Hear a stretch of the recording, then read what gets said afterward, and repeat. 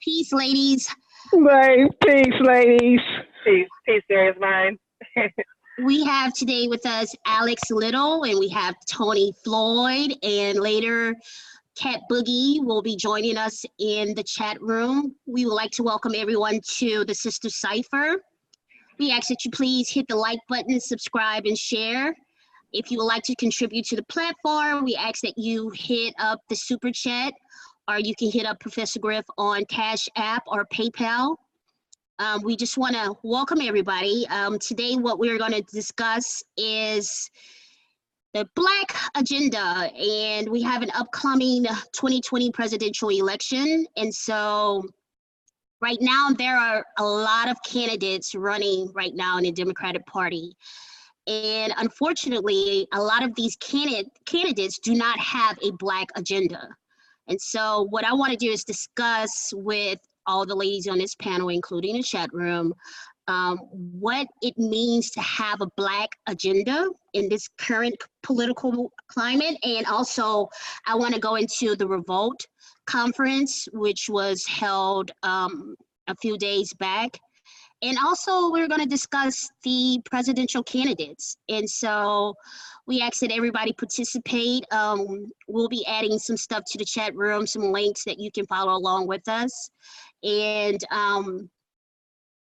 okay, so a lot of you may be asking, like, what is a Black agenda?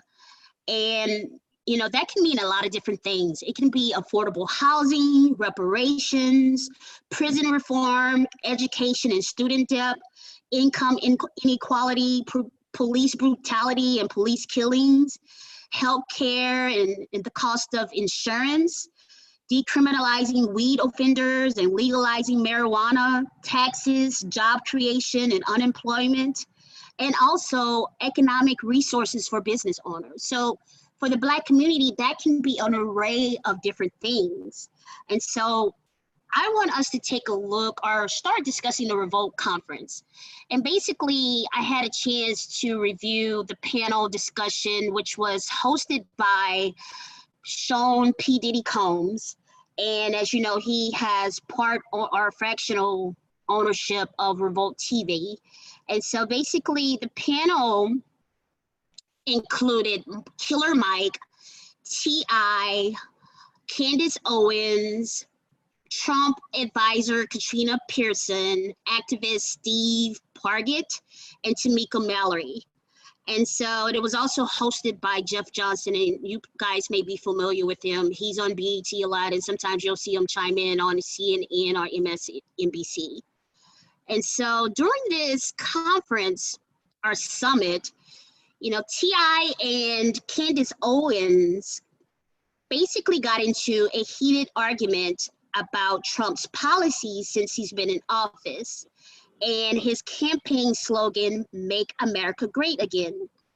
And the two basically discussed, well, the whole purpose of the panel discussion was supposed to be about having a Black agenda, voting, and President Donald Trump. But the conversation shifted because of the quote unquote racial tensions in America and how to make America great again. And so T.I. basically responding to Candace Owens, basically said, you know, when you say make America great again, which period are you talking about? And he said, is it the period when women couldn't vote, the period when we were hanging from trees, or the crack era? And he was like, which period are you referring to when it comes to make America great again? And so Candace Owens tried, or at least attempted to attribute the slogan to Ronald Reagan, who basically she was saying that, oh, it's, you know, he freed slaves and he adopted the principle. And, you know, she started getting a whole lot of boos from the audience. And T.I. got all heated and basically said, oh, you're trying to make light of the situation. And he basically said that, you know, this is not nothing that you can breeze over. And she basically, you know, you can see her irritation and you can see she was very flustered. And she was like, you know, what's the problem? You guys are not giving me a chance to respond or whatever. And so, you know, very condescending as she's always been in the past. But he responded by saying, because you started all basically with bullshit. And so Killer Mike, he chimed in and basically he was saying, you know, you guys are both stating wrong issues. You both are basically free people, but you're arguing over what master to serve. And, you know, he got a big response from the audience and he really did have a very valid point. But what I want to do is break down this conference and talk about like my issues with the whole panel. And, you know, for me, what bothered me the most about the conference was, for one, they didn't have any experts on that panel. And two, you know, just looking at the comments under the video posted on YouTube, it just showed me how far we have to go as a community, because you had a lot of people applauding Candace Owens. And if anybody knows Candace Owens, I mean, she's basically just a tool for white supremacy. And she's been saying some very slick and greasy stuff over the years about, you know, the Black community. And I would have liked to have seen somebody like a Dr. Sandy Darity, who's an economist, or somebody from the ADOS movement like Yvette Carnell or Antonia Moore, or anybody from the Black conscious community for that matter. And I didn't see that. What I see was a lot of quote unquote woke people on that panel discussion. And I didn't feel like we walked away with having a Black agenda.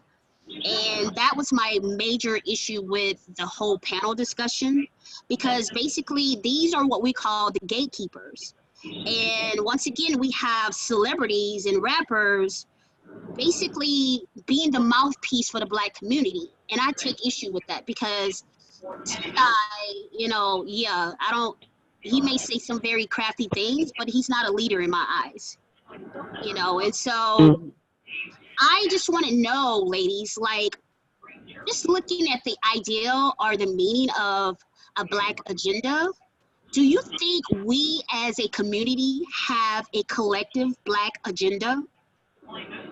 Not at all.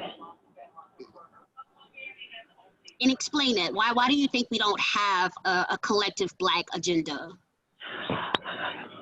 I think because there's too many variables in it. Like you said, okay, your issue may be health care and child care and equal wages.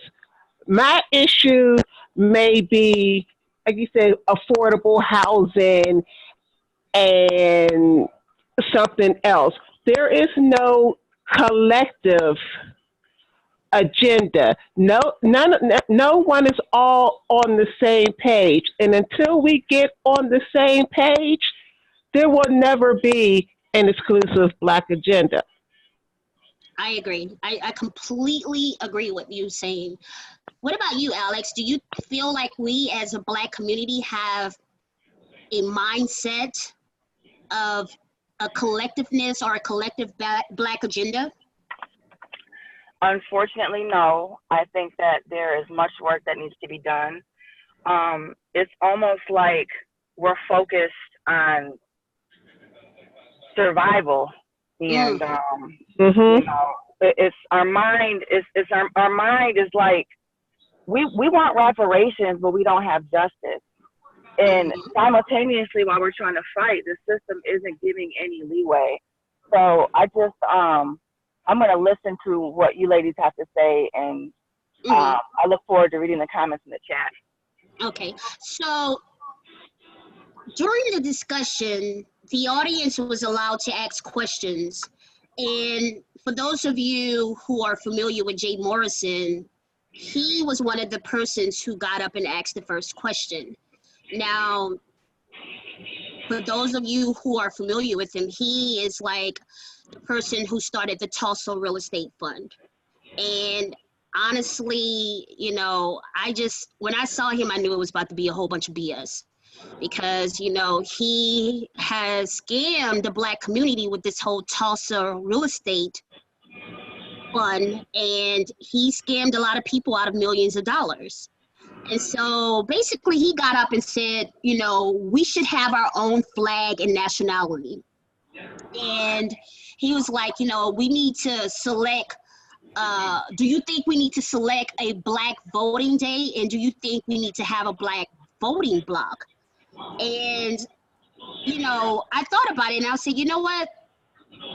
When you look at how the U.S. government paid out reparations to the Jews, the Japanese, and even the 9/11 survivors, they didn't need to have their own national flag or their own nationality.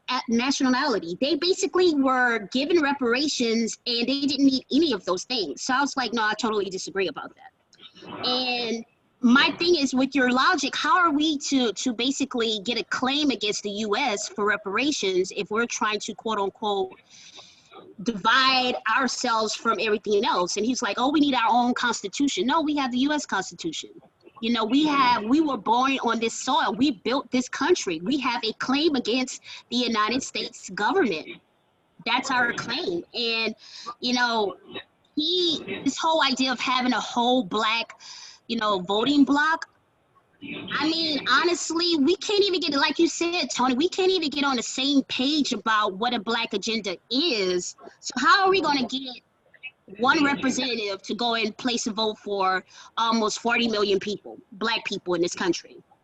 And it sounds good, but it's just, honestly, it doesn't make sense because, again, until we are able to get rid of all the Sambos, the sellouts, the bed wenches, and all these other people that are detriment to our community, and get on the same page, there's no way we can say, oh, let's have a black voting day and a black, voting block. And my other issue with Jay Morrison is, he needs to take accountability for the stuff that he has done in the black community. You have scammed the black community out of millions of dollars, and you're under federal investigation right now. And another black man for stealing his mom's house and selling it. And this man can't even get his mother's house back because you scammed him out of that. And then it's just like so many things with him. And I saw him today on Instagram or Twitter or whatever it was. I know he's trending right now on Twitter. And he was very hot and heated. And he was like mad because a lot of people were calling him out on his BS. And he responded by saying, oh, you just mad because I'm swaggy and I'm rich.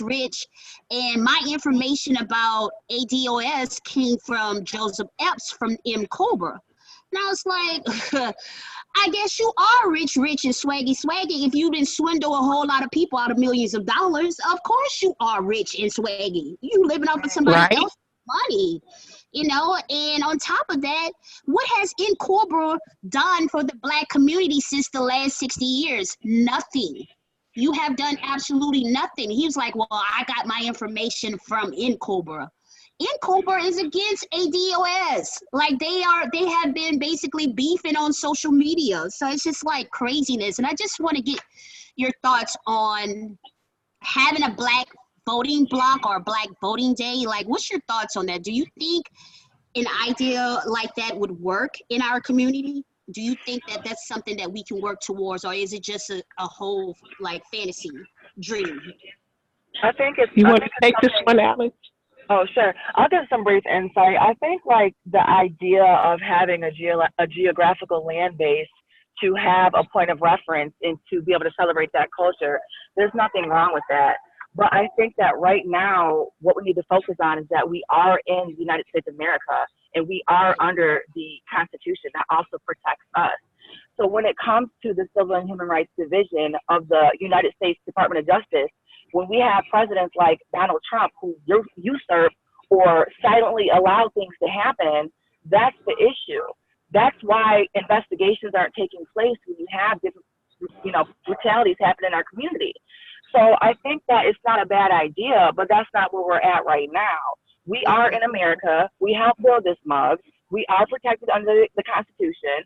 So we need to focus on that, and this is our flag. I mean, it's a wonderful idea and sentiment, and it kind of pulls from some of the elders, but on a realistic, mind frame, we're here now. So we don't need to recreate a flag or recreate a new package.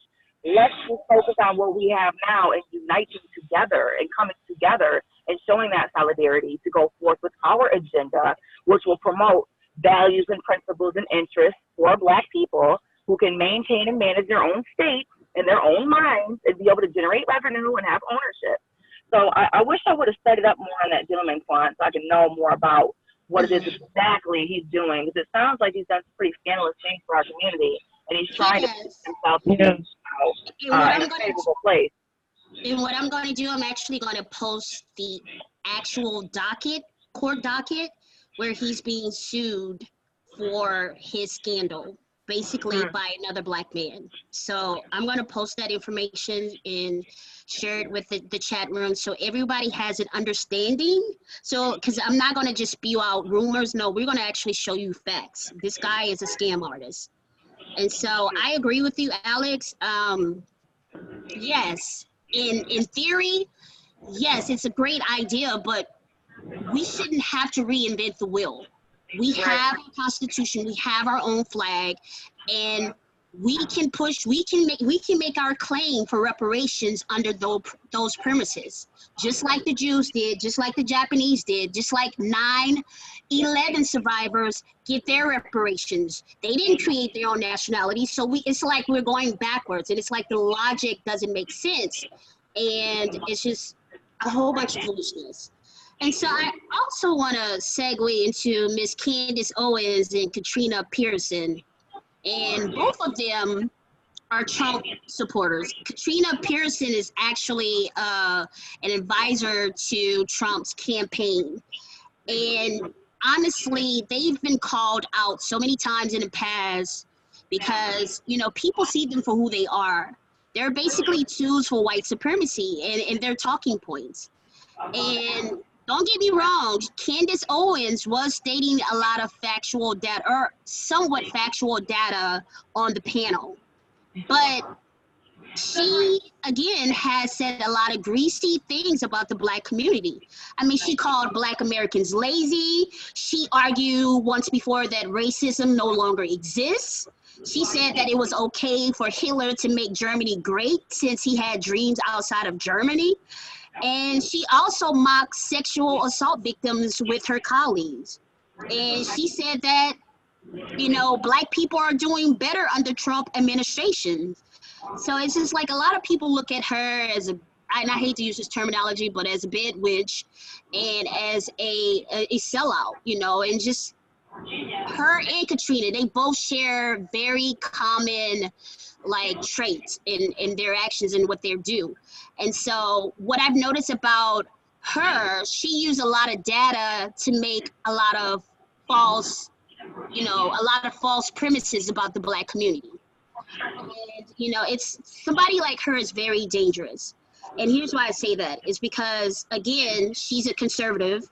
And if you even know what it means to be a white conservative, you know that when it comes to Black people, nothing in their policy represents the Black community. If anything, it fights against the Black community. And on top of that, she, you know, she's not from here. She's from the Caribbean. I don't knock it at all. I love my people from Caribbean. But again, she's basically said a lot of things about how real lazy people from out of, you know, the Caribbean and African countries, they come in and they do way better than us and they better, all kind of craziness she said in the past. So I just don't see eye to eye with her. And it's just like, you know, people like her can be very lethal to the Black community because I've seen a lot of comments like, oh yeah, where she's been, I support what she's saying. I'm like, no, do your research before you go say you want to jump on a bandwagon and support somebody like Candace Owens, who clearly does not have a Black agenda and does not support a Black agenda at all. So what's your take on Candace Owens and Katrina Pearson being, you know, a part of this panel? Tony, we can start with you. Personally, I don't think they shouldn't have had a place there at all. Exactly. Because, like you said, those two, they're conservative. They don't know what we as Black people really go through because I guess they feel that they're not Black. I guess I don't know, but their agenda is definitely not my agenda, like not at all. And going back to when we were talking about the Black voting bloc, again, you can't hardly get Black folks to come out for a regular election, let alone one that's just designated for us. You really won't get anybody then. I mean, what is the purpose of that? But no, I don't think that they had any place on the panel at all. I think what they were trying to do is show a diversity of like parties and, you know, ideology. Well, I think they could have got two better people. I agree. No, I'm 110% behind you with this statement. I honestly did not believe that they should have been there. They should have had Dr. Sandy Darity if they're going to talk about, you know, factual numbers, because he's an economist and he knows the state of America, especially when it comes to Black people. And he's done multiple reports that he's not only presented to the White House, but also to the Federal Reserve.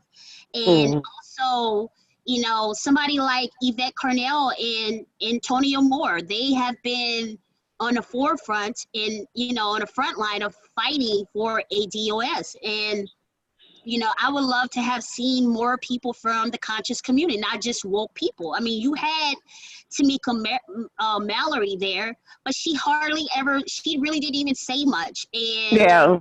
you know, she was pushing the whole Me Too movement. She was the one that actually, one of the creators of the Me Too movement march, which they eventually kicked her out of it because she would not denounce Honorable Minister Farrakhan.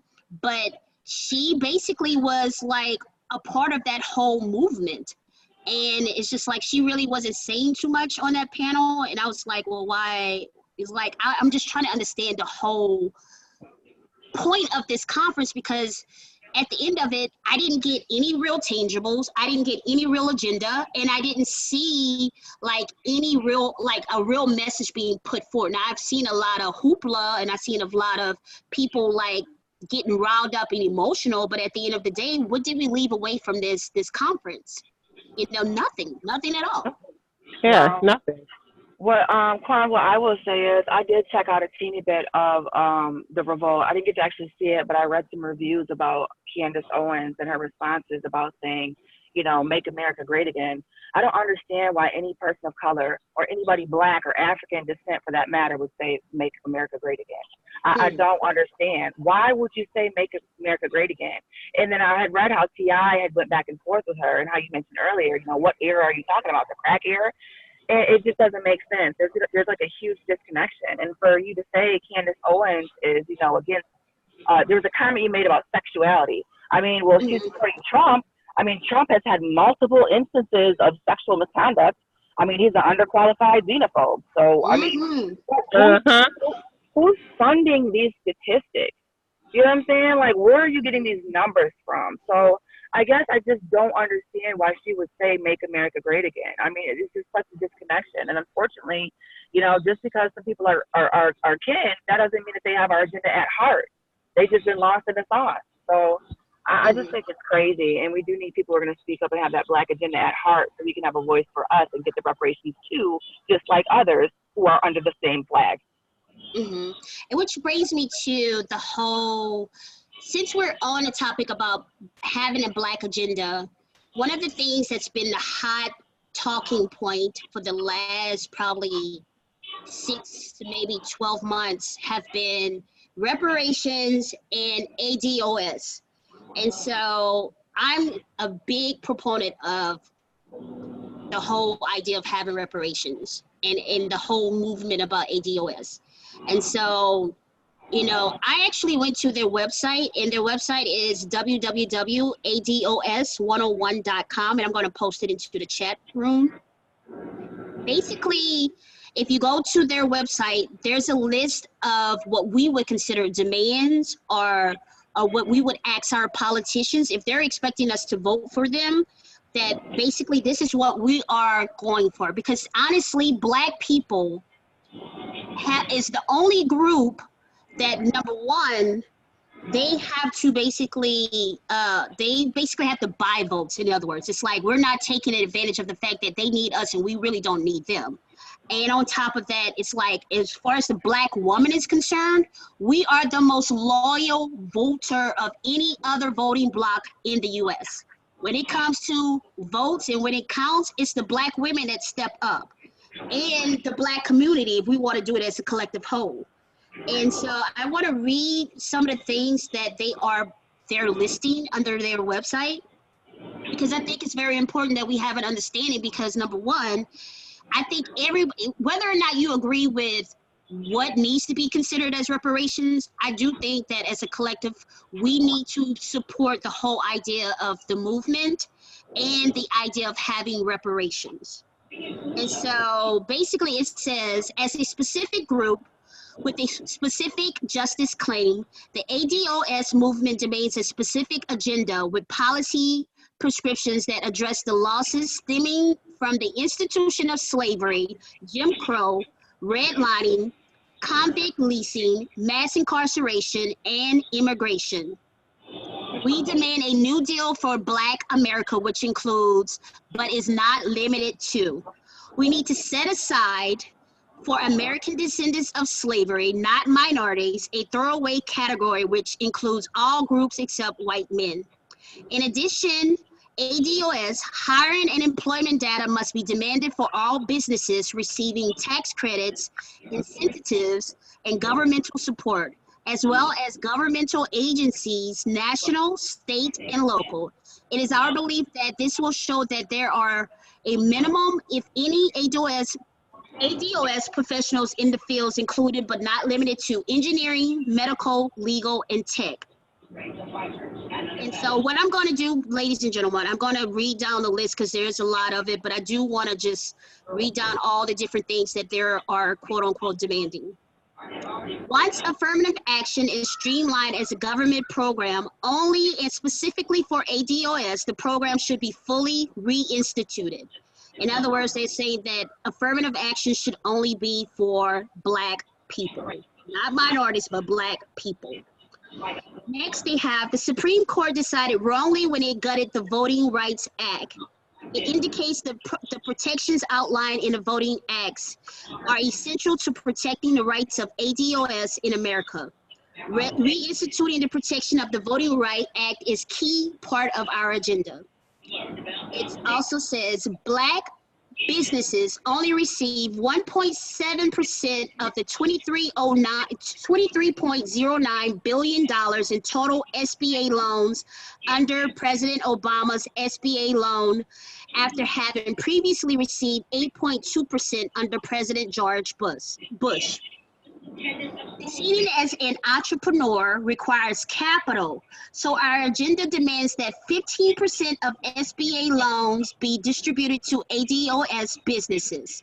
Y'all like that? I love this right here. I don't know about anybody else, but I love the fact that they're demanding that we have specific money dedicated to Black businesses, meaning that we can have the capital to not only start the business, but run and operate the business.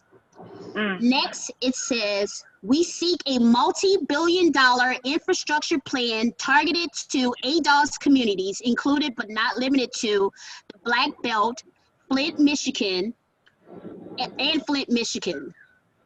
And so as all of you know, that right now, basically, Flint, Michigan is basically still dealing with the water situation. And there are other communities right now that are dealing with water issues, like finding sewer in the water and, you know, what have you. And so they're basically saying that we want to create this multi-billion-dollar infrastructure plan to help better our communities.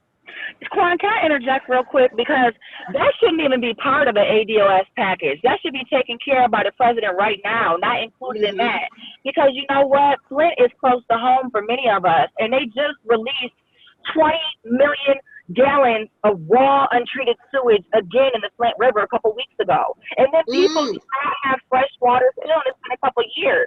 So don't be trying to include something in a package for us for something we've been needed for something that you guys should be taking care of anyway. You see what I'm saying? So I'm for it. But I had to listen real quick. Like, don't be slipping stuff in the package and trying to cut the budget. Nah, y'all keep that separate. That's something that the president needs to focus on, in addition to giving us stuff in the package. So they need to remove that. Hey, they need to remove that and keep some costs for something else. Don't be trying to include. Yeah, like that's not cool. You know what I'm saying? Like, I think what it is, because they have seen failure with the federal government's response, and clearly nobody's taking the lead from any government official to make this right. And I think that's why they're wanting to kind of tee it in so that we don't leave them out. Because let's say we get reparations and they still do not get the water treated or rectified. Then at least we have, you get what I'm saying? At least we have something to go towards, you know, that infrastructure plan. Well, water package this, that was a wonderful thought of inclusion, and that's a perfect example of solidarity right there. Mm-hmm. And so at any time, ladies, that you guys want to interject, please stop me, because I'm just reading off the list. But I do, like, if you want to interject and say anything, by all means, let me know. And so next they have residents of the majority ADOS areas that have been poisoned under the federal, local, and state government's watch, such as not only Flint, Michigan, but Denmark, South Carolina, and others must be financially compensated for the benign neglect of the Environmental Protection Agency and the government in general. The Justice Department must institute protections which exact heavy fines and federal criminal prosecution for future offenders. So you see how they not only added Flint, but they went to. Yes. Okay. Yes, that's like saying cancer is benign. They use little words and slip things in there. They should have been got prosecuted. There's no such thing as benign neglect. There's such thing as criminal neglect. Okay, these politicians in office that don't do the right thing by the people. Now we got to slip it in a package. That's really frustrating. But this is good. That's kind of what they do. Yeah, they do that a lot with politics. Like they'll have they'll pass a bill and then they'll slip in a whole lot of other stuff in it, and you thinking you sign in the proposition number 48.412, whatever the number may be, and then when you read it, you'll see like 10 other things that they've added to the item. So yeah, I get it. Next, they have mass incarceration has wreaked havoc on Black American families. By some accounts, there are literally more Black males in prison than all women are incarcerated on the planet. And it says, it is our position that this must be corrected. We demand an immediate assessment of the numbers of the ADOS prison populations at the state and federal level. We also demand that there be review if punishment, bail amounts, sentence lengths, amount of time served before parole is being levied at unfairly high levels on ADOS based on gender and race for similar crimes to other groups. We demand that there be a real prison reform in the form of investment into counseling, job training, and rehabilitations for our incarcerated. What are your thoughts on that, ladies?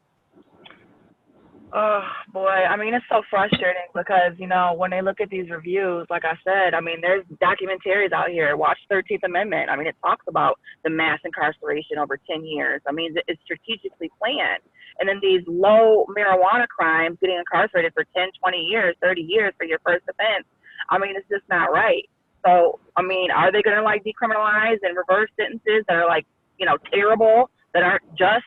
I mean, you know, you got like a half a piece of weed, you serve in 5 to 20 years, and now they didn't, you know, they legalized marijuana, okay, because now they want to tax it and make money. I mean, make it make sense. I just think that the system is not set up for the Black man, and we need to rally around our Black men and love them and uplift them and figure out something together. I mean, this whole conversation is very frustrating. It's almost like you're fighting to receive justice. You're fighting to receive what's due. You know? And I feel like Alex with the last point, that's something that should already be done, not something that should be slipped in the, you know, ADOS demands. And you know what's so sad about it? Unfortunately, this is what we've come to because the failure of our federal government. And yes, I agree. Maybe we shouldn't have it in there, but how else are we going to get it? Clearly, they're not. We have to come with something. We have to have demands. And right now, it's like we have to put it on the table because the people that we have voted into office, unfortunately, is not pushing our Black agenda. So we have to come with our own list and say, hey, this is what we're demanding.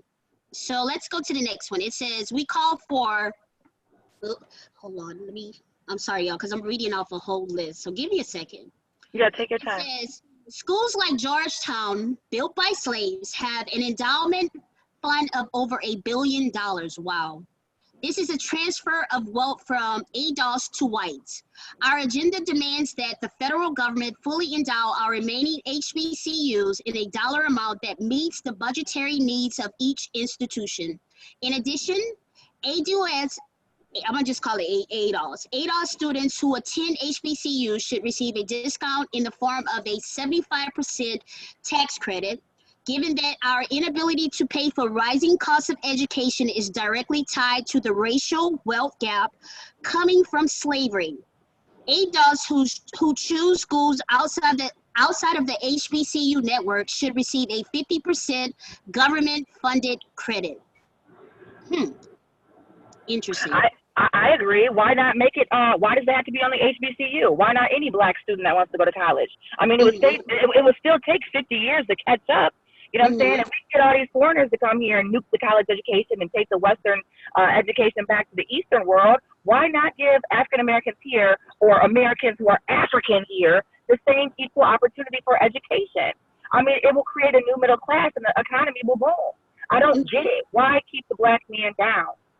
I agree with you. Like, I think I agree with this whole having, like, making sure that our schools are funded, because I am a product of an HBCU and an Ivy League school. And in the Ivy League school, the endowment fund was off the chain, and they never had problems with, you know, it was a private Ivy League school. And then I went to, you know, the HBCU, who basically was robbing Peter to pay Paul. So I understand both aspects of it, and I do believe that, yes, you know, the HBCUs was created because why we could not go into these white institutions. It was set up because of that. So I do think that, yes, we do need to fund HBCUs, but my problem, like you said, a lot of immigrants are coming in and taking away scholarships and you know, potential Black students here in America from going there. Now, do I agree we should have it? Absolutely. We should have everybody contribute. But at the same time, too, it should not be taken away from the people who are here. Right. You know, and that's basically what's happening. So, you know, next they're talking about having tech jobs and making sure that, you know, people who graduate from American colleges, that they are able to work with these tech companies. And they are basically saying that the government must strictly limit the number of H-1B visa workers in these tech companies, because basically, for those who don't know, a lot of these tech companies are using the visa program, the H-1 visa B program, to hire a lot of these tech companies, a lot of these immigrants, and they're getting tax breaks for it. So again, so that's kind of cutting out, that's cutting out a lot of potential for a lot of Black people to have these jobs, because they're getting all of these tax breaks to hire people who are not from here. So I agree with this as well.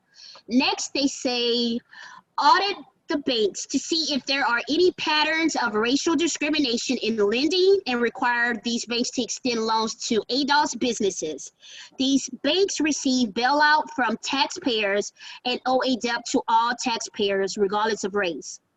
In addition, banks such as Wells Fargo use predatory schemes historically, not just during the Great Recession, but also, they're doing it currently. Lending to Black businesses and institutions would be a beginning for banks to redress the harm they've caused on the ADOS community. What's your thoughts on them basically going in and saying, hey, you guys have redlined our districts, our communities. You basically have you have these predatory loans. You can have a high credit score, but basically you give them these predatory loans where we have these high interest rates, and you make it hard for us to get business loans, let alone house loans. I'm sure that they'll say out of defense, well, prove it's racial discrimination. There's a case right now. There's a case right now where this lady from out of Florida is suing, and guess what she's using? The 1866 constitutional. We discussed this when this was 2 weeks ago, a week ago, something like that.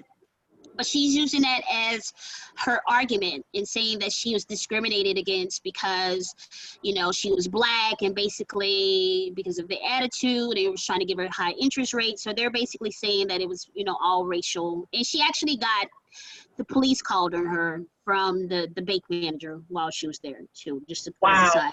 Oh, wow. Yeah, so she's basically suing the bank. And so, yeah, it happens. And to be honest with you, just as a business owner, I've seen where they've actually offered way higher interest. It's like, my credit is good, but somebody who has a different skin color from myself, who probably have worse credit than me and less money, will probably get a better loan than what I do because I live in a certain zip code or because of the skin of my color. That's terrible. It's almost like a gentrified new way of colonization. You know what I'm saying? Except this time it's like a colonization preservation. You know what I'm saying? Like, why are you denying the opportunity by all means? It's crazy. They are, and it's systematically so. They're doing it because clearly, you know, they want us to remain at the bottom caste. They want us to always be at the bottom. It's like they want to just throw all the trash, all the negativity. They want to keep us down specifically for a reason. It's been like that for generations, and it's just, honestly, it's just time for the tables to turn. The pendulum, you know, it must come back. I just believe that it's just our time. But what's going to be key, again, is the Black agenda and us getting on code and being on accord with one another. What's going to be key. And I'm just going to share the last, because I want to hurry up and get into the candidates, but I do want to just share this because I do think that we need to at least know what it means to have reparations, and for the people that are going to be writing policy and going in front of these politicians, we need to have an understanding of what their representation is, because it's going to affect all of us. And so next they have mandate that the government advertising budget include Black media. We were just discussing this about the case with Byron. Byron album. Yeah, we were just discussing this, and it said there is no ADOS community without our own media. Yeah, that's why we have Black independent media like Professor's Griff channel. I mean, clearly, you know, and a lot of other people, we have to do it because we're not offered those kind of things. But basically they're saying incentivize through legal action that all major companies spend 10% of their advertising budget with ADOS media in exchange for tax credits. In addition, mandate that 10% of government advertising for governmental agencies, armed forces, and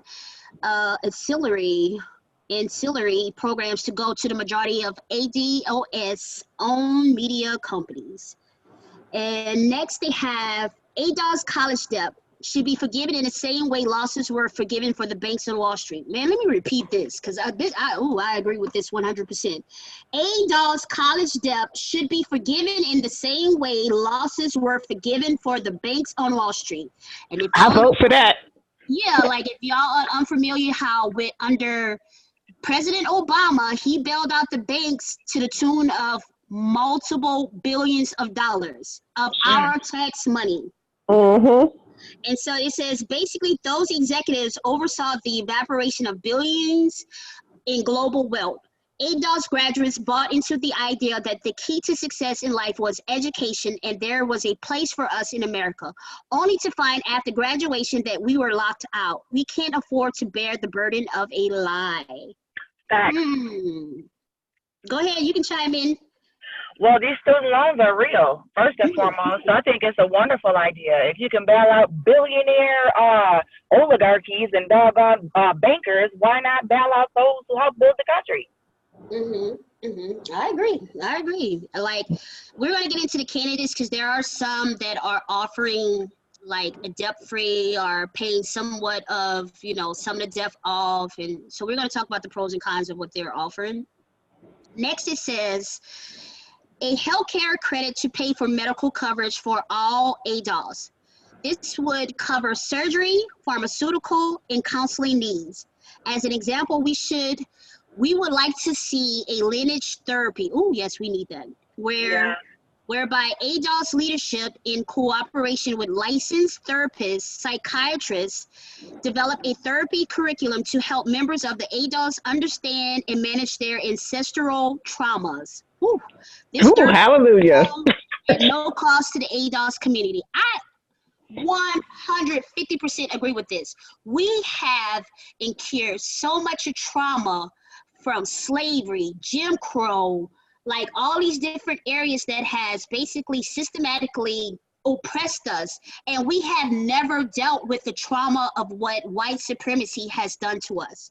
And it shows in our attitudes amongst one another. It shows in how we think of ourselves. It shows how we function in society. And I think this last one should have been number one. We need absolutely to handle this. What's your thoughts on this, ladies? I agree. Because I believe that is a lot of our problem. Why we can't come together as a people, why we can't do the things that we need to do all on one accord because of the traumatization and brutalization that we've had to deal with, carried on from years and years and years, of white supremacy and everything else that they tried to do to us. I agree. So I agree 100%. Yeah, absolutely, Miss Tony. And not only that, but that's my field right there. Mental clinical health in the Black community is so important. We need to have a safe haven to practice our culture, be aware that everything's okay, have a place to talk and dialogue. I mean, we've been stripped from so many different things, and it's just, I think there's a stigma on therapy when it comes to the Black community to where we just don't go get help. And talking about things and having solutions and mulling through past traumas that are embedded in our DNA, it allows us to have resolution and to grow and to develop and to be nurtured and empowered, to have self-esteem and then group self-esteem and have racial esteem. So once you have that racial esteem, the self-esteem is going to be automatic. And shout out to Dr. Kaba Hiawatha Himene, because on his speech, he talked about being a teacher in New York for 30 years. And he had 30 students, and 2 of the students had self-esteem. But the other 28 students had racial self-esteem. But basically, what he was saying is, if you give every student a racial identity and a racial implant of their point of origin culture, then they'll automatically have self-esteem. Just because we have self-esteem doesn't mean we have a racial connectivity. And we need that racial connectivity, just like every other ethnicity in the society. Because as you mentioned, Juan, the Japanese received reparations, the Jews received reparations, 9/11 victims received reparations. So what's up with the Black community? Why are we not receiving what we need and what we are owed? So yes, mental clinical health is absolutely critical and vital to have a sound, safe mindset. It will allow you to do some self-discovery and pull from within. I agree. Like we have to be able to not only face our demons, but deal with because we see it in our, how they say it's generational curse that we pass along. And I just look at, everything that we've been taught, like, Malcolm X says, like, who taught you to hate yourself? We have to deal with those kind of issues. We have to deal with colorism. We have to deal with why we believe that we're not beautiful, or why we believe that we're ignorant, or this and that, or we have to act a certain way. We have to deal with those issues that have been embedded through us generationally. And I think once we address those issues, then we can become one, we can get on the same accord, and we can move this thing forward. But I think, yes, we can get reparations, but if we don't deal with the psychosis of this thing, we would be rich with nothing else. We'll still be crazy in the goddamn head at the end of the day. Crazy as the doggone lizard on the country road. Well, that's basically what we'll be. And just like Kylie Muhammad said, we don't want no reparation Lexus. You know what I'm saying? And you have a very valid point. When we talk about generational trauma, the generational trauma was created by the system that we abide in under the flag we are supposed to represent. And we're talking about integration was like 50, 55 years ago. So this is very, very, very recent. So yes, I mean, the whole package sounds wonderful, and it's for the advancement of colored people, specifically Africans here in America. So person of color, I want to be careful with that terminology because we're specifically talking about ADOS. So I think it's great. I think it's wonderful. I think it's at least an agenda that is for us, a Black agenda. So we'll see what happens. I mean, I'm for it. I'm down. Give us what's owed. So I am going to state the last one that they have. It says, America has never atoned for its original sin of slavery in the form of reparations. It is our position that the H.R. 40 be fully rewritten to include reference to ADOS as the recipient group, cash payments, and additional supportive measures implemented. We need to gather the data on the level of wealth that was lost as a direct result of slavery and the era of Jim Crow that followed.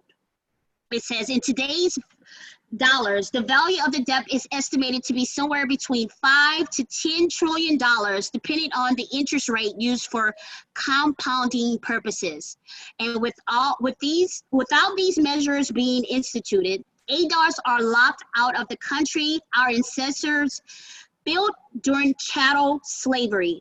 Without reforms through transformative government, we will be left to continue living a third world life in a first world country. Bars.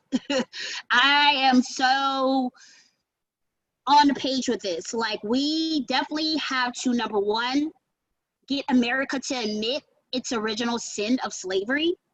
And once they are able to not only admit it and apologize for all the things that they have done to us as a people and as a whole, then we can begin getting the transformative reparations.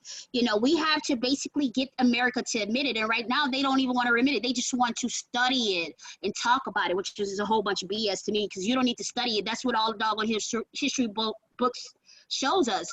Yeah, we know that. Say something else. We don't need to study it. We know what is basically owed to every person who had to endure slavery and all of their lineage. We know that already. And so, ladies, I want to get your take on this last statement of what the Black Agenda from ADOS website is stating, and then we're going to end it with the presidential candidates and all of their nonsense. I mean, Quan, just like you stated earlier, there are more Black men incarcerated than there are women on the planet. I believe that's what you said, are women incarcerated. Either way it goes, I think I'm for the ADOS agenda. I think that America has some reflecting to do, some internal reflecting to do, because to run from British oppression here and then enslave Africans, I mean, you've destroyed an entire point of origin for many, many millions of people. So we are trying to rebuild from the inside out without that point of reference.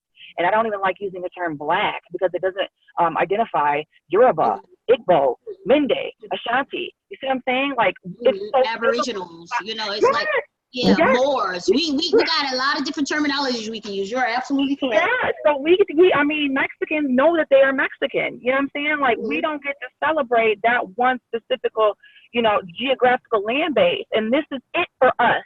So, yeah, I think that ADOS needs to go forward. I think that President and Congress and everything in the Supreme Court, the whole entire, system needs to own up to everything that's been done in this country and move forward, because you can't erase history and you can't rewrite slavery out of a curriculum for school. So some change is going to happen in an open, honest dialogue that reflects wrongdoing, oppression, death, deceit, destruction by the masses is going to have to be addressed and rectified. That's just. That will form a more perfect union. Mm-hmm. Tony, you have anything to add? Nope, I totally agree with what she said. It's the truth. Yeah, absolutely. You know, Alex always goes on. That's why I love having her. Yes, she do. She's chiming in on fire. So, I always appreciate her insight. And so, ladies, I want to talk about the presidential candidates. So right now, well, before this last debate, they had like damn near 27 candidates, and I think they're down to like 23 or 17 or whatever the number is. I don't know. And so you have the top or the front runners like Kamala Harris, who's walking around lying, talking about she listened to Cardi B and she listened to Tupac and she smoked college, and Tupac didn't even have an album out there. Talking about she smoked weed, wear Wakanda t-shirts and stuff, and then you have creepy Uncle Joe Biden. Cory Booker, who's talking about Tebow, his friend Tebow lying and stuff. Then you have Bernie Sanders. Reparations? What's reparations? What does that mean? You Jewish. What do you mean you don't know what reparations mean? Are you serious right now? And it's a whole host of of other people running, but there's a candidate there, Marianne Williamson, she's the only one, if I could just keep it all the way a buck. And I'm not, to be honest with you, I'm not even voting for any of the parties. I really just don't see any candidates that I would be willing to put a vote behind. She's the only one who said on record that we should get reparations paid now. Let me reiterate that. She's the only candidate that has come on record and stated we should get reparations now. And honestly, it's like they've been trying to push her to the back or whatever. And I'm not promoting this lady by any means. Please don't get this twisted. I'm just laying out who the candidates are so everybody knows, because obviously they're going to be running against Trump. And right now, the Democratic Party is trying to find an answer to who's going to beat Trump. And honestly, I think he's going to win again. That's just my humble opinion. But unfortunately, because they don't have anybody to me right now that's really has any redeeming qualities to even be a president. So I want to talk about one specific candidate, and Miss Kamala Harris. And so she is basically known as the progressive prosecutor. And she basically wanted to transform how California responded to students missing school. And so basically she came up with this truancy law that prosecutes parents who allow their children to have excessive absentee in school. And basically she prosecuted mainly Black women. That's who mainly got affected by this policy. And so there's this lady by the name of, let me get to her. Her name is Cherie Peoples. And basically her daughter suffered from sickle cell anemia, and she missed a lot of days. And I know somebody personally who just recently died from sickle cell anemia, and their bodies are 9 times out of 10 going through a lot of extensive pain. And you know, they're very sick, and she's been hospitalized. And the school basically said, it's been documented that they're trying to find a resolve or a solution for her missing so many days because she's been so sick. So what Kamala does, she goes in, called the media, hey, we're about to arrest this is an example of what we're going to be doing moving forward. Arrest this woman. This woman is in her pajamas and this and that. And the Black lady responded was like, you know, you would have swear I killed somebody. The way they came in with guns blazing and arrest me because my child was missing days from school. And so basically, you know, Kamala has been scrutinized lately because of the truancy laws. And she basically, you know, she has been putting a lot of Black people in jail in California because she was a prosecutor and she was also a state attorney. And a lot of the boule in our community and a lot of these gatekeepers are really trying to force Kamala Harris on us, like, oh, we should be voting for her because she's a Black woman. And I was like, well, wait a minute. When she was running, she was Indian. All she claimed was Indian, but now she's running for president. All of a sudden now she's Black again because it's convenient. She want to get our votes. So a lot of people have been calling her out on her BS because it's like, okay, you know, you don't, when they asked her, okay, what's your Black agenda? What are you going to do for the Black community? You know what her response was? No, I'm not going to do anything for the Black community. Why would I do something for the Black community? I'm going to do something for everybody in America. No, heifer. You're going to do something specifically for the Black community. We have an agenda, just like the gays have an agenda, just like this person has an agenda. Every group has a specific agenda. So what do you mean you're not going to do anything for the Black community? Do you want our vote? You know, I can see you shucking and jiving and you want to listen to Cardi B and be all down and lying and saying, oh, yeah, because you part Jamaican. Yeah, you tried weed. You listen to Tupac and you trying to be all hip or want to be hip. But come on, Kamala. Come on now. Like, you're not fooling anybody. And it's just the white media is basically saying, oh, well, they're just saying that because she has a white husband and Black men are just mad and upset and Black women are just jealous and this and I'm like, get out of here with that BS. No, we don't support her because we've seen her track record. We've seen what she's done to Black mothers in California. We've seen how she propped up the prison system and made money off of Black and brown people that basically she did not have to do. She basically made money for California using Black and brown people that are in prison. I have an issue with that. I have an issue with the truancy. I have an issue that she doesn't want to take a stance on, you know, having a Black agenda. You know, and it's just that's just bothers me. Like, I don't know if it affects anybody else, but it's like she's one of the one candidates that really irritates the hell out of me because I see her for what she is. Ladies, give me your take on Kamala Harris. What's your take on her? You just went in.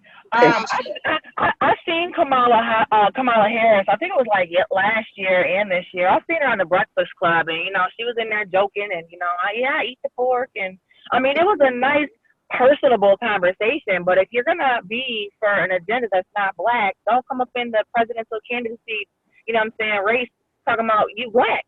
I mean, I don't get it. You know what I'm saying? And then also, too, I did watch a little bit of, like, that Democratic debate. I watched, like, highlights of it. And there was a Democratic congresswoman by the name of Tulsi Gabbard of Hawaii. Oh, yeah. She called her out. Yeah, she did. She claimed Harris jailed 1,500 people for, marijuana violations, minor violations. So they let her ass up on that end.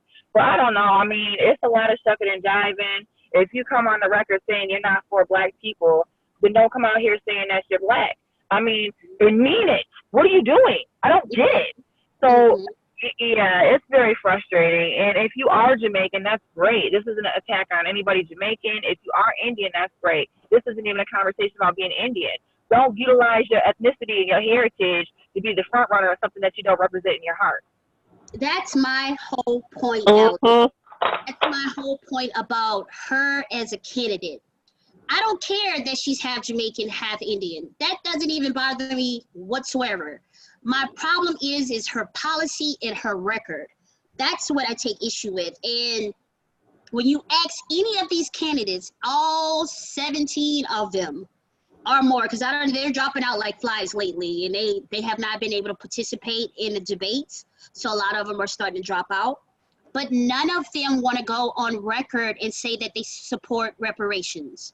And when you ask them, and when you ask them about, like, take for instance, a lot of them are for scrapping cocaine sentencing, or they want like a minimum sentence, reform. They want to eliminate that.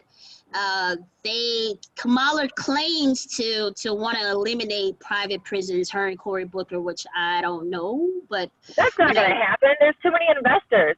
Exactly. I will interject though, because I did take a couple notes on this, and I'm not for Kamala Harris. I'm just pointing out something, kind of good that she did. Okay, so she is for independent investigations.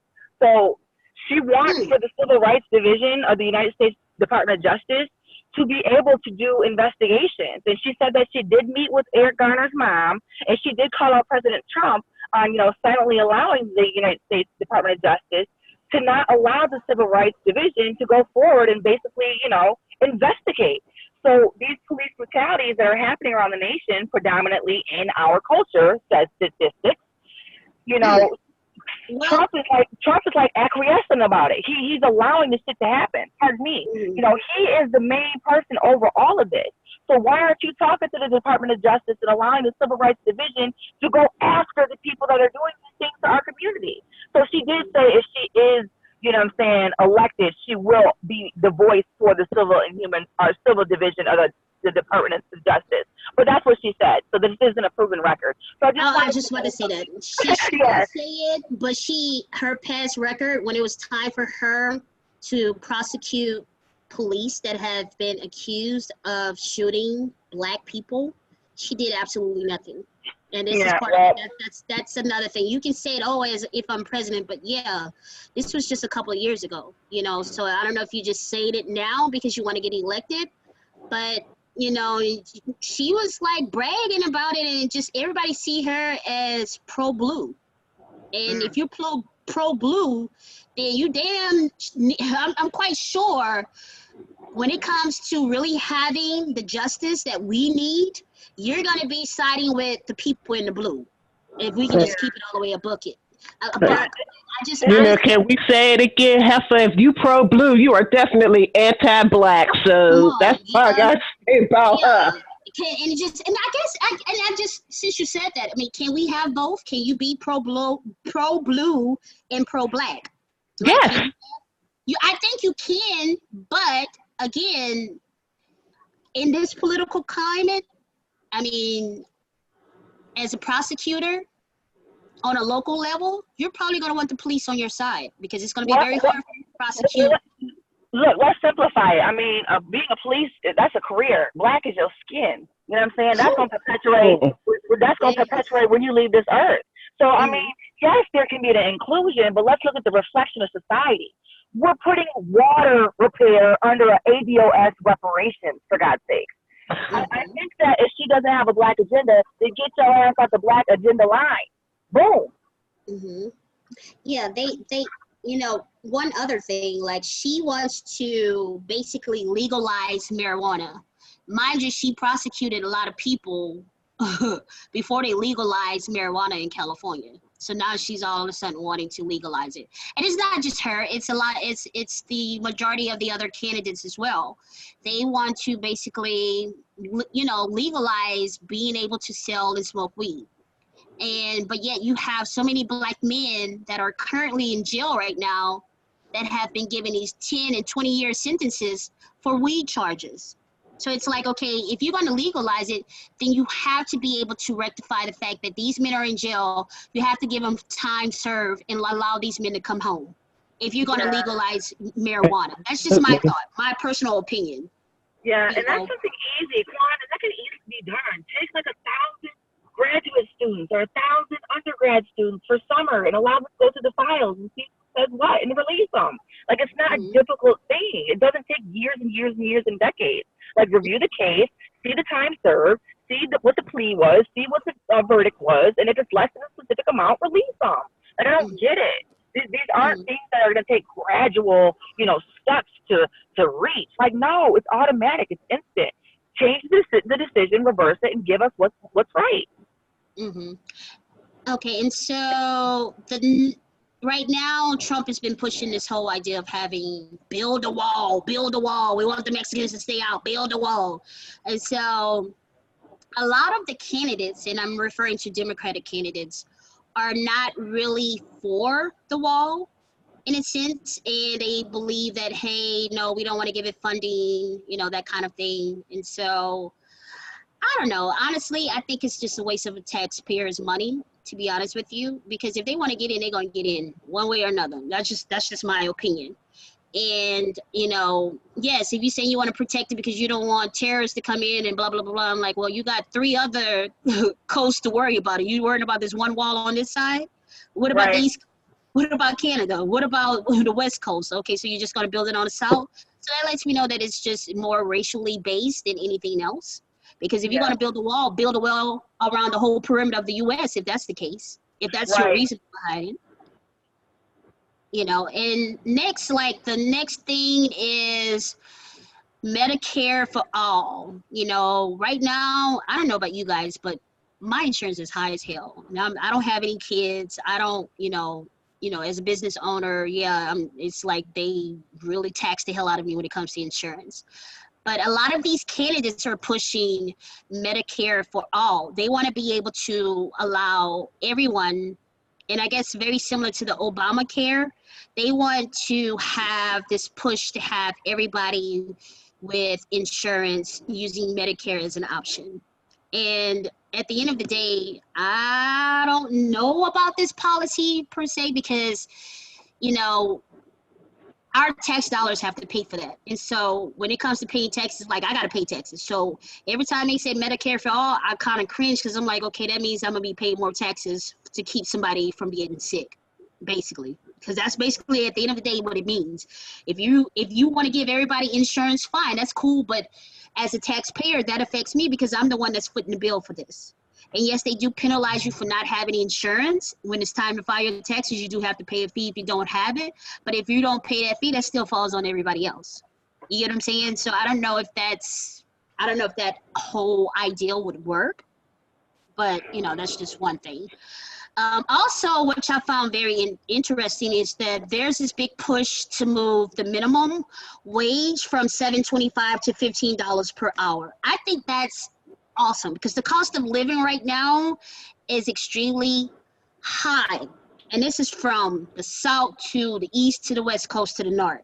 It's like rates are going extremely high and the cost of living is not matching with they're paying on wages. So I do believe that they should raise the minimum wage, but unfortunately, anytime they raise something, you know, they have to account for it for something else, meaning that you're going to be paying higher taxes when it comes to that, or not just higher taxes, like when it comes to income taxes, or you're going to basically be paying more from these businesses. So if you have like a Walmart that has to go to a $15 an hour wage, that means that their pricing on all of their products is going to go up because they have to account for the wages that they go, even though they're probably the most expensive company out there. At the end of the day, if they raise the minimum wage to $15, it's going to trickle down to everybody else that's buying products out of their store. So what's your thoughts on raising the minimum wage, ladies? I think it's a good idea. I mean, people can't make it off of $7 an hour, especially if you're like, 3, 4, 5, 6, 7 person home. I mean, we don't know what city people live in. We don't know how they travel. We don't know the destination from the work to the workplace to the home. I mean, we don't know the eating dietary habits. We don't know the medical expenses. So I think that raising minimum wage will help with the cost of living that's going up. And I think that everyone does deserve the right to have medical insurance. I think that everybody in this country should be able to see a doctor and not have to worry about going broke or not paying the rent. I don't know how it's going to happen. I just think that there needs to be a better way that this system operates by not causing people to be penalized for not being able to afford insurance, but not be petrified and not go to the emergency room and then, develop something in the third stage when they could have went and seen somebody from the get-go. And we can reverse this stuff by eating healthier food. Like, if you look at the economy, like, look at the agendas of what they're pushing. I mean, the foods, you know what I'm saying? Like, everything, the carcinogens. Like, if we reverse some of the things that we're doing and start incorporating healthier lifestyles, I don't think there'll be that much disease as it is. So I think if everything is just looked at and reversed from, CDC to food to education to exercise to healthy eating choices to cigarette campaigns and ads. I mean, everything is just like propaganda to perpetuate big harm. So I don't know. I think the minimum wage going up, I think that's very good because we don't know who's a single father out here or who's a 65-year-old woman who's widowed who has to take the bus, 40 miles to go get her medication. Like, we don't know. We need to be sensitive for the people who are in that situation only making $7 an hour. Because at one point in time, I made $5.15 an hour for playing. This was 2001. So, I mean, medical insurance should be for everybody. I don't know how it's going to happen. I'm not saying bust the rich people head open with taxes, but I'm definitely not saying, starve, the poor people even worse. Like, there's got to be a better way, not to finesse the system, but make the system work for us. Well, we have Obamacare in place right now, right? I mean, you are actually at least what's left of it that Trump did not dismantle. Well, my opinion on it is this, and I'll start with healthcare. As a person that has worked many years in the health field, 13 of them at a cancer center, Obamacare was the best thing. It wasn't perfect, but it was the best thing that could have ever happened to a whole lot of people, especially the type of patients that I dealt with on a daily basis. I don't know whether you ladies don't know, but having cancer is expensive. Oh, yeah. I know. My grandmother she died from bone cancer. Trust me, those chemo treatments was expensive as hell. And there's a lot of times that we had to fight the insurance companies to pay for the medication because they didn't want to pay for the chemo pills or having the chemo treatments. Trust me. I understand. Absolutely understand. And that was part of my job. Fighting with these insurance companies to get them to pay for the medications that the doctors prescribe. Or if I can't get to the insurance companies, trying to go through all the programs, because a lot of pharmaceutical companies have programs that will help patients pay for their medications. So it was either fight the insurance company and, go through that. So like I said, Obamacare, was it perfect? No, but it was a whole lot better than nothing. You got an interesting point. That's a very interesting point, for sure. Yeah. So, So I know we can probably talk about this for hours on top of hours when it comes to the Black agenda, but I do want to leave this platform with everyone asking themselves, what are the important issues that affect you, your family, and your community? You should be able to definitively describe what these issues are, because there is an election coming up. Now, whether you choose to vote or not, and honestly, I don't see any candidates that's worth voting for right now, to be honest with you, and I just don't believe in the whole electoral system in itself, because presidents are selected and not elected. That's just my humble opinion. But at the end of the day, you can vote locally. And, you know, if you are going to vote, these are some of the questions that you need to be asking yourself. What is the Black agenda, or what is my Black agenda? Because again, like Miss Tony said, a Black agenda may be completely different from you and your household compared to mine and my family's household. So I just want everybody to get an understanding of where we are in this political climate, and know that there is a movement going on right now with ADOS and the reparations talk. You know, we don't know if or when we'll get it, but we're definitely, there's a lot of people definitely pushing to make that happen. And I think this is the perfect time for it, because number one, what better way to leverage what we want with them going into election, and this is the best time to do it. Because if you wanna get something happening, say, okay, you got an election coming up. Here are our demands. And if you want to get elected, then you need to do this. And if you don't want to get elected, well, good luck. Good luck to that election. I doubt if you'll win, because you need the Black vote. And Mexicans, to be honest with you, the Latino community, they supported Trump. They supported Trump more than anybody Yeah, they did. Yeah. And the white women, they also supported Trump. So guess who you need? You need this voting block right now. So I'm just glad we were able to discuss it. Ladies, do you have anything in closing before I close out? Because we're probably going to have to do another session of this, or maybe we'll discuss it at a later date when it comes closer to the election time. But do you have any final takes on this topic of having a Black agenda? I just thank you for reading that ADOS reparations package. I mean, that was smart. I really didn't know in great detail everything that was being, you know what I'm saying, brought to the table. So it really touched home about the mental health and the therapy and just the water, because Michigan right now really doesn't talk about it, and Flint is tore up. They need help. They need fresh water to drink. So that was beautiful that you read that, and this piece. Yeah, it was. What about you, Miss Tony? You have anything you want to add to the chat before we close out? No, I think we pretty much covered it. For now. Yeah, you're right. We can table the discussion for now. So for those of you who are listening, we do ask that you please make sure you hit the like button, subscribe, and share. We got to get the word out. So the more you like, the more people that's going to be drawn to this channel. So we ask that you please support the platform. You can hit up the super chat. You can hit up Professor Griff on PayPal or Cash App. If you want to participate with Sister Cypher, I'm going to drop Professor Griff's email in. Please notify us and let us know, hey, I want to chime in. Please don't feel intimidated. It's just us talking about serious topics casually. That's it. That's all we're doing. You know, so I just want everybody to chime in at some point or another, you know, and just because, you know, we have a lot of people that come in faithfully every week. So we do want everyone to be able to participate. It's not just a sister or womanly thing. We do want some of you men to chime in. So men, step up to the plate. Hey, come on, brothers. Don't be scared.